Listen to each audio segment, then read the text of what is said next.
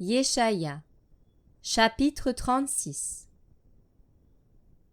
La 14e année du roi Hiskiya, Sanchérib, roi d'Assyrie, monta contre toutes les villes fortes de Yehuda et les prit. Puis le roi d'Assyrie envoya de Lachis à Jérusalem, vers le roi Hiskiya, Rabshaké avec une puissante armée. Rabshaké s'arrêta à l'aqueduc de l'étang supérieur, sur le chemin du champ du Foulon. Alors Eliakim, fils de Shilkiya, chef de la maison du roi, Shebna, le secrétaire, et Yoash, fils d'Azaph, l'archiviste, sortirent vers lui. Rabshaké leur dit : « Dites maintenant à Hiskiya, ainsi parle le grand roi, le roi d'Assyrie. Quelle est cette confiance que tu as ? Je dis, ce ne sont que paroles des lèvres. Pour la guerre, il faut le conseil et la force. Maintenant, en qui t'es-tu confié pour t'être rebellé contre moi ?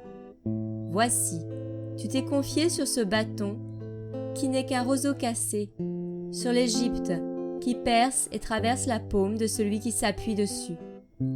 Tel est Pharaon, roi d'Égypte, pour tous ceux qui se confient en lui.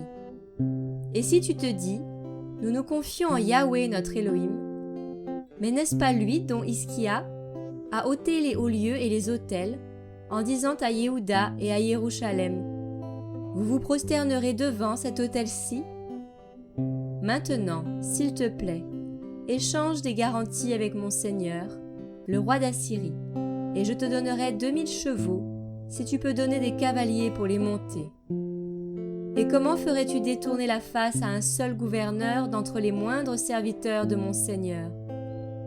Mais tu te confies en l'Égypte pour les chars et pour les cavaliers. Mais suis-je monté sans Yahweh contre cette terre pour la détruire ? Yahweh m'a dit : monte vers cette terre et détruis-le. Alors Eliakim, Shebna et Yoash dirent à Rabshaké : s'il te plaît, parle à tes serviteurs en araméen, car nous écoutons. Mais ne nous parle pas en hébreu aux oreilles du peuple qui est sur la muraille. Et Rabshaké répondit : est-ce vers ton Seigneur et vers toi que mon Seigneur m'a envoyé pour prononcer ces paroles ? N'est-ce pas vers les hommes qui se tiennent sur la muraille pour manger avec vous leurs excréments et boire leur urine ? Puis Rabshaké se tint debout et cria à grande voix en hébreu et dit : écoutez les paroles du grand roi, du roi d'Assyrie. Ainsi parle le roi. Qu'Hiskiya ne vous séduise pas, car il ne pourra pas vous délivrer. Qu'Hiskiya ne vous amène pas à vous confier en Yahweh, en disant : Yahweh nous délivrera, il nous délivrera, et cette ville ne sera pas livrée entre les mains du roi d'Assyrie. N'écoutez pas Hiskiya, car ainsi parle le roi d'Assyrie. Faites un traité de paix avec moi pour votre bien, et sortez vers moi.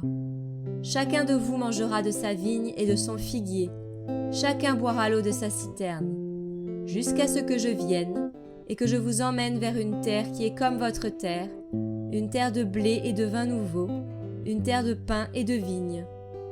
Qu'Hiskiya ne vous séduise pas en disant : Yahweh nous délivrera.